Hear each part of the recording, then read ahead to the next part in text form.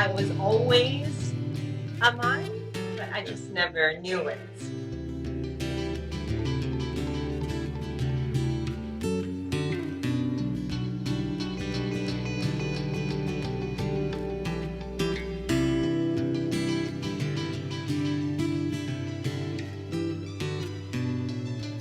In this episode, I want to introduce you to Lara Matossian.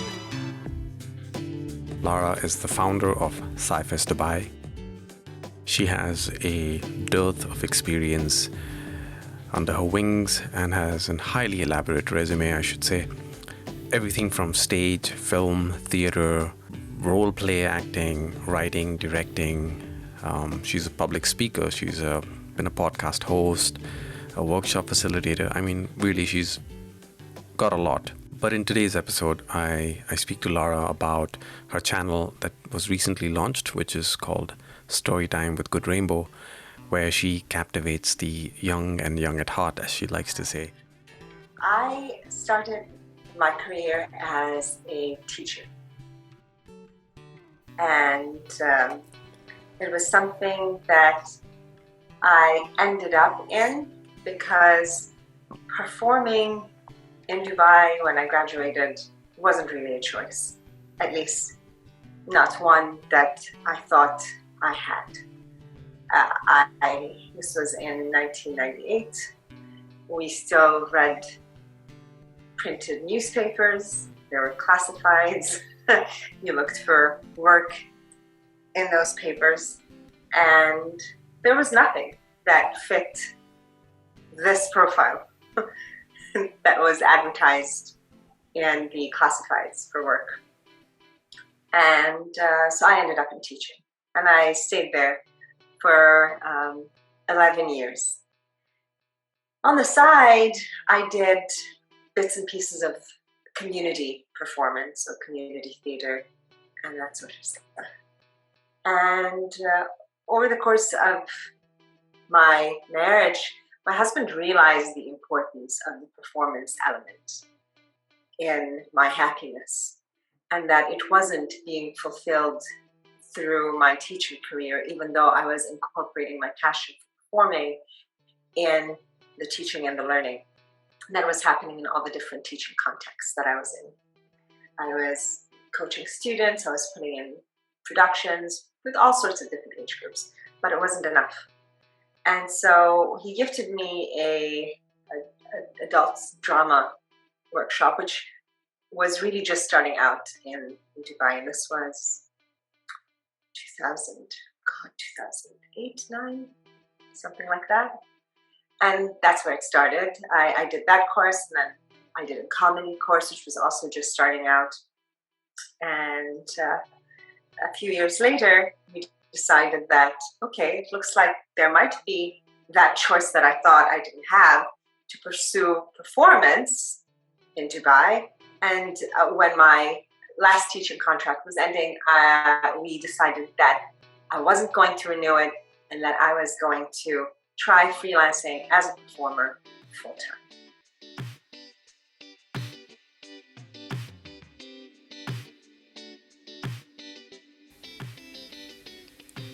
Lara is someone who's highly passionate about miming. In fact, my daughter is someone who has taken classes with her when we lived in Dubai, and I think probably has been inspirational in shaping some of the artistic capacities within her. So I was really curious how Lara actually got inspired in the first place and got into miming when her career started out. So how did I get into miming? This very first drama workshop that I took, I was on their database essentially now as a performer. And when agents get in touch with them and look at the profiles, they give them choices. So an agent got in touch with the company that I had done the drama workshop with, and they were looking for someone who could be a mime. Now, they knew that one of my favorite things was physical theater. And so it wasn't a big stretch to mime. And when I got the call from the agents who said, hey, would you mime? It's a contract. This is like a 9-month contract, 3 days of the weekend at Festival City Mall. Of course, I had never mimed in my life. And I said, yes, of course. And they said, would you start next weekend? And I said, no, I'm booked for the next couple of weekends. I was not booked for the next couple of weekends. In fact, I was still teaching full time. But I said, I can start in a couple of weekends if that's okay with you. And they said, yes, that's absolutely fine. And the reason why I said that is because I needed to learn how to mime. So where do you learn anything at all and everything? On YouTube. And that's what I did. I went on YouTube. I learned how to apply the makeup, what sort of makeup is most recommended. I taught myself the mime illusions by watching them, then recording myself over and over again until I was satisfied with the result. And one evening, my husband was watching me plan, prepare, rehearse, practice, and a big smile cracked on his face. So I thought if I could make him smile, if I could amuse him, then this is actually working.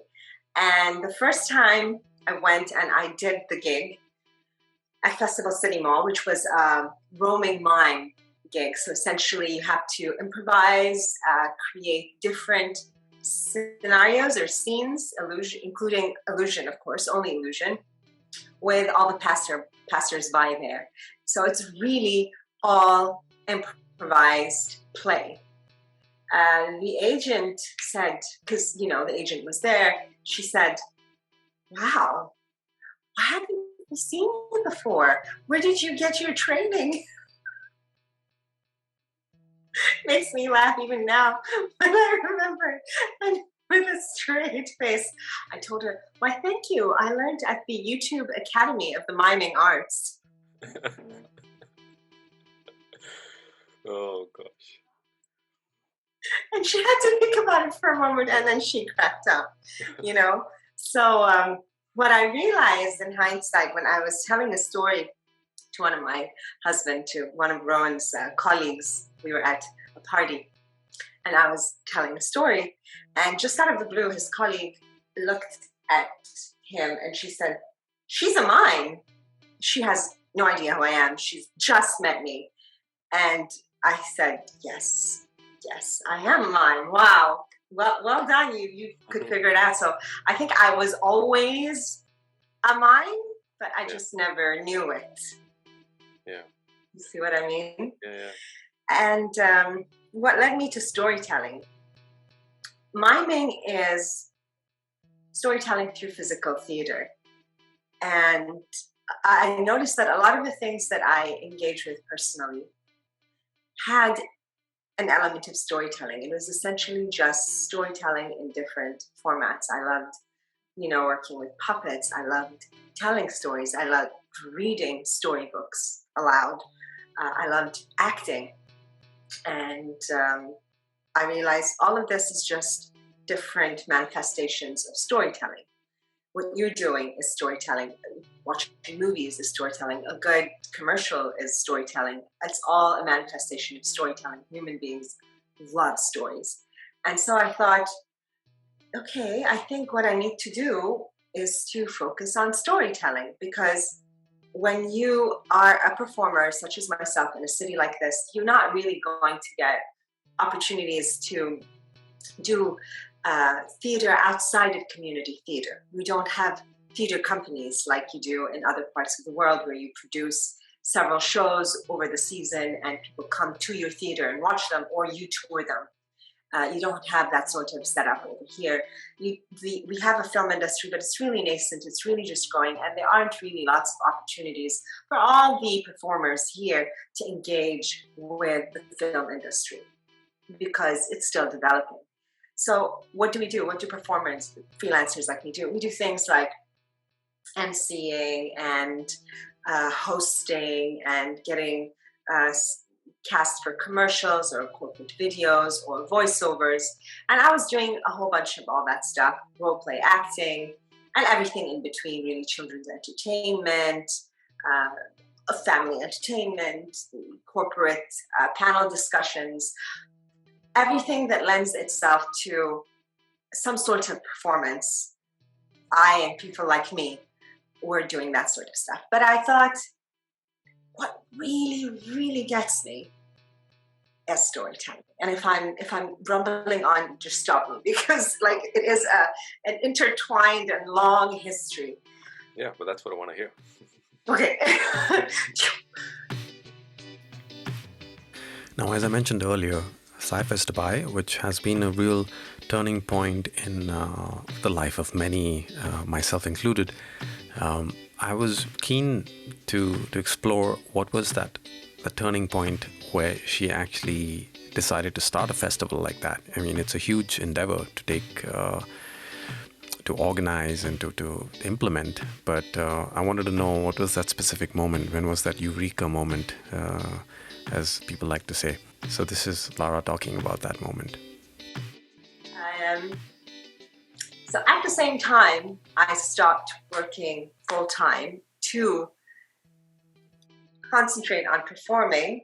I didn't end up focusing on just performing because, as you very well know, and this is how we met, both my husband and I are really into science. Not that we are scientists. This is what a lot of people who meet us think that we are. I try to tell them that you don't have to be a scientist to love science. In fact, that is our festival's tagline, and I came up with it because I'm not wired like an engineer or a scientist or a data analyst. I have more of a creative versus an analytical mind. Not saying that these two can't come together in some minds, of course they can, but mine is not particularly mathematical, analytical, engineering sort of wired.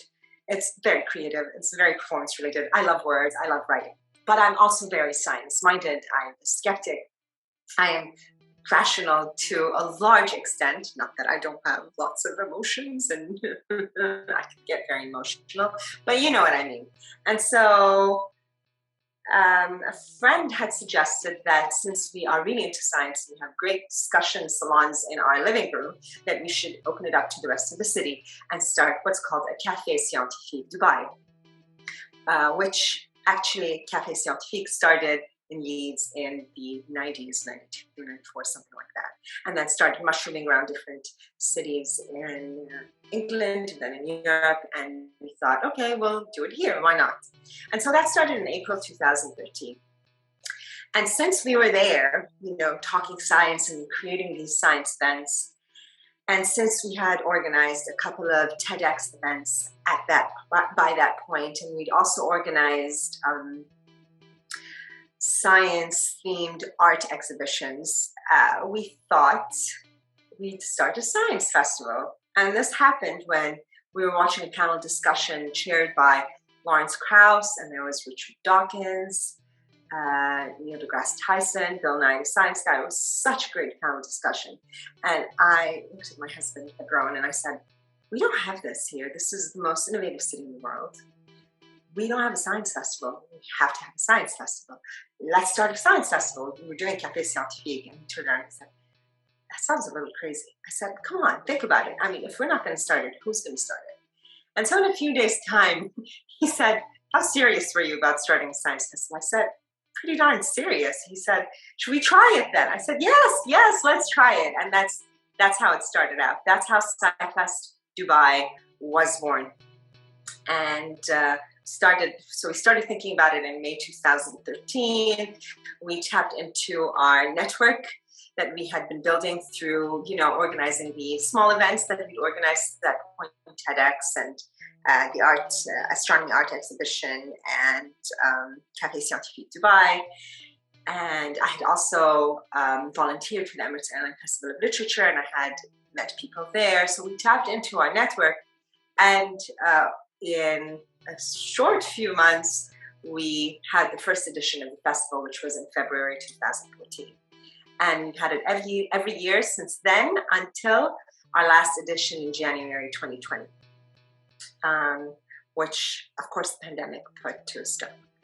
Now, through Sci-Fest Dubai, two very important things. I mean, Sci-Fest Dubai itself was amazingly mind-blowing. We had you in our first year sing in our science-themed music concert. You blew our minds. I've told you the story many times. When I got your email with the sample, I said to her, listen to this guy. Is this guy for real? Can you believe this? Oh, this guy exists.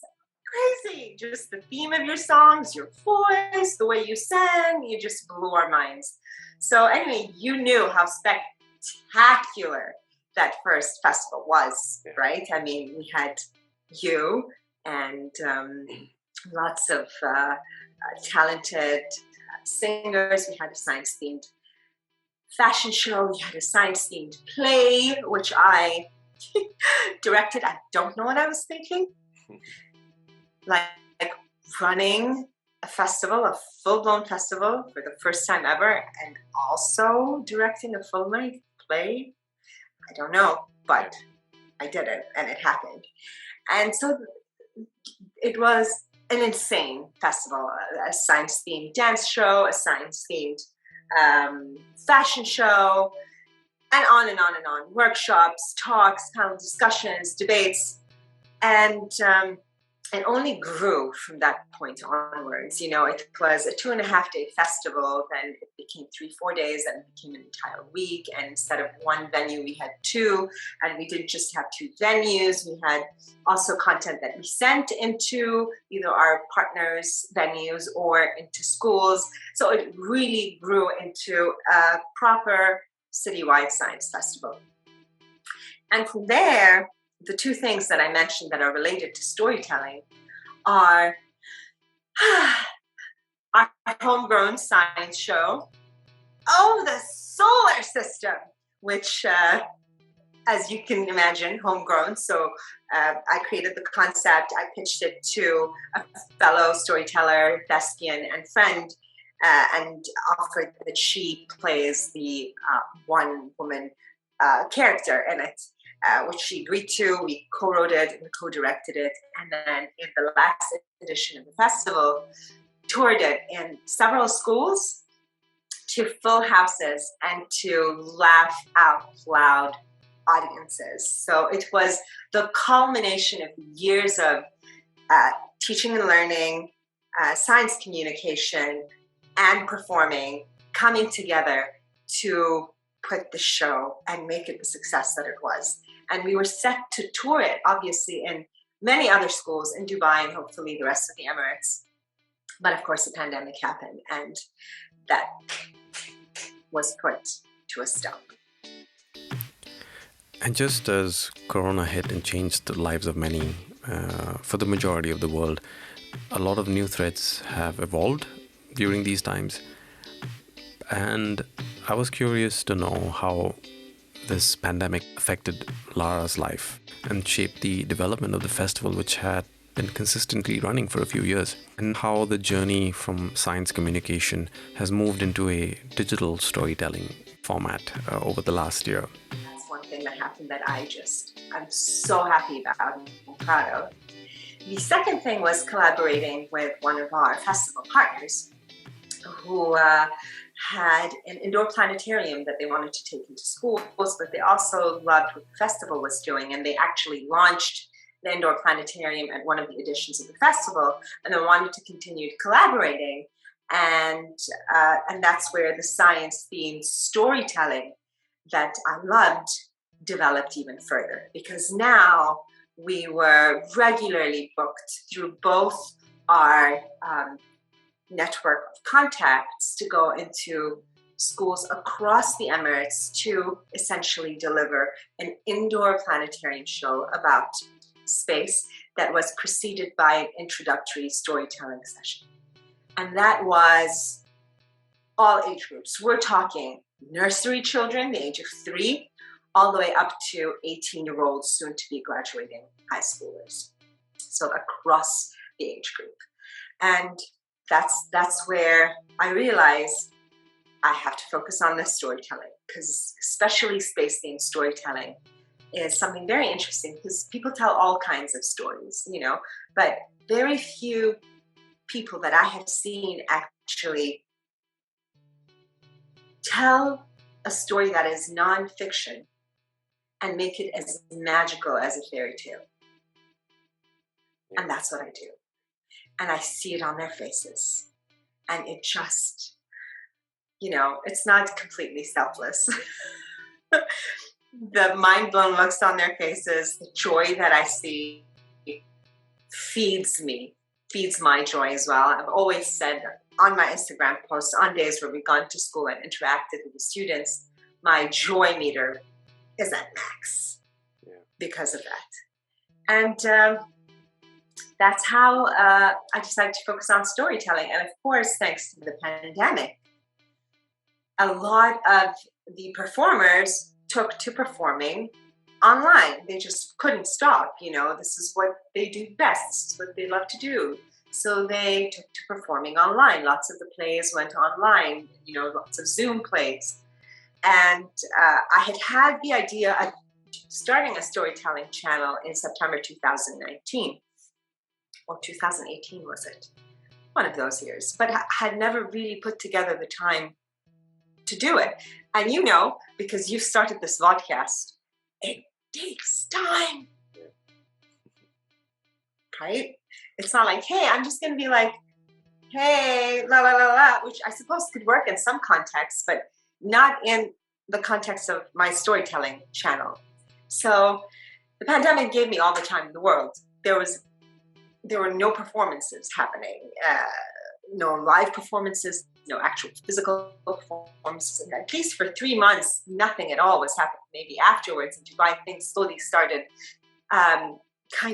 people started considering, okay, we're in this for quite a while now, what can we do? And I started doing some emceeing and hosting on Zoom conferences online. That's about the kind of, and also facilitating workshops online. So I started doing that sort of stuff, but I still had plenty of time to play with. And that's when Storytime with Good Rainbow was born. I have to give credit to my husband, Rowan. I mean, he's such an integral part of my life. SciFest Dubai wouldn't have been what it is without him.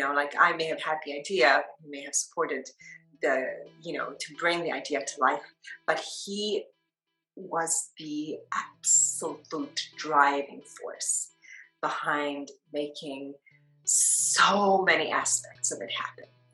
I cannot say enough. And the same with Storytime with Good Rainbow. All the beautiful artwork that you see on my channel, the beautiful social media visuals, these are all him. And he doesn't need me to give him the credit. He's just super happy to support me. He Rowan, right? He's such a reserved guy, and his, however he expresses himself, it's always grounded and reserved, which makes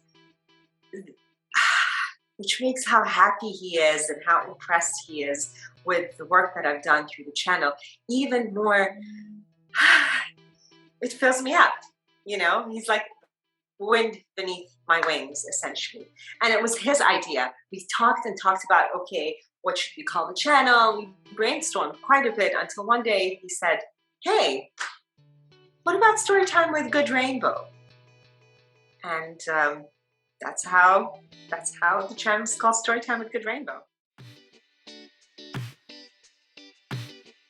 There is an art of using the perfect metaphor to explain moral values, for example. So I asked Lara how she picks these stories and the characters for these stories. Thank you for asking about that. That actually forms an integral part of my planning. Monu, really, it does. When I said I worked on it a lot, it took a lot of time. It really did. There was a lot of pre-production before I actually started shooting. A lot. I'm talking months of it. Not least because I needed to get my head around YouTube, get my head around the tech, lots of trials and errors, and what I wanted to look like, what I wanted my background to look like, just like so many things to trial and error until I get to a point where, okay, this is good enough. I'll start with good enough. It doesn't have to be perfect.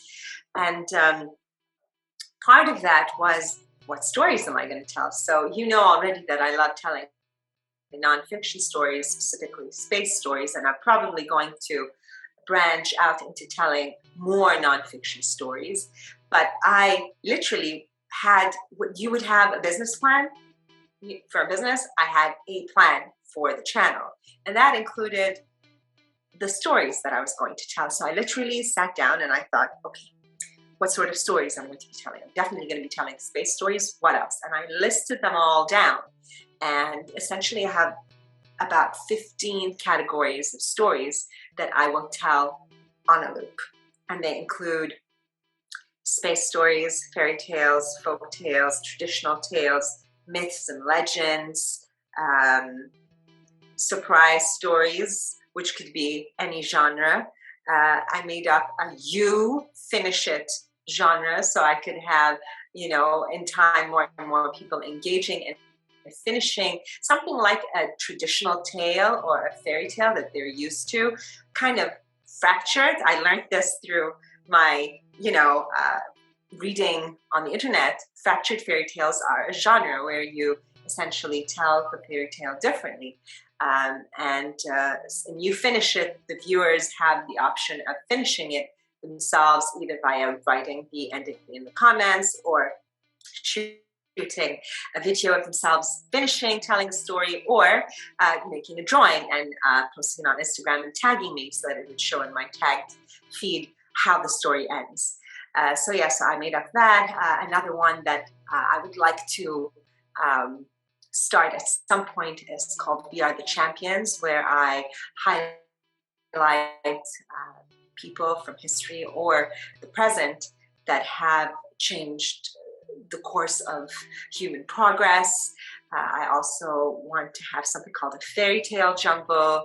And I just did a story recently called a Creature Feature, which is essentially about monsters in general, about dragons or giants or anything of the sort. So as you can see, many different categories within the catalog of stories with Storytime with Good Rainbow. And I always have a friend. You've met my friends, haven't you?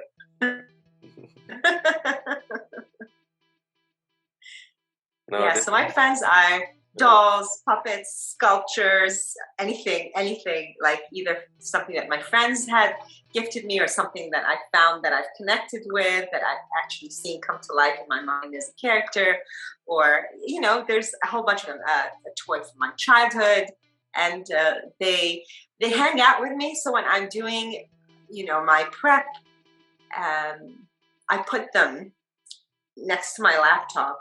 If I haven't created their personalities, their voices, their characters, their ages, if that isn't there yet, they sit with me so that I could, so they are born essentially into the characters that they are going to be for each one of the stories. One of the biggest dilemmas in imparting information is trying to make sure that you're not spreading misinformation. And I was curious to know how Lara goes about bringing more of her own shades and her own influences as a storyteller. I think that's critical. It requires moving the original author of the story to the back seat. I think she does this quite successfully. Here's what she had to say. There's obviously ancient wisdom. Yeah. And human nature hasn't changed so much in the last 4,000 years, I'll tell you that. You know enough about history, you know we keep making the same mistakes. Not saying that we're not making progress, of course we are, but largely we are still making the same mistakes, just in a more progressive, modern context. And from these ancient tales, I found it's really the ancient ones that I struggle with, because the context of their history sometimes really makes them come across as didactic, dry, and as if there is no way you can question the moral of the story.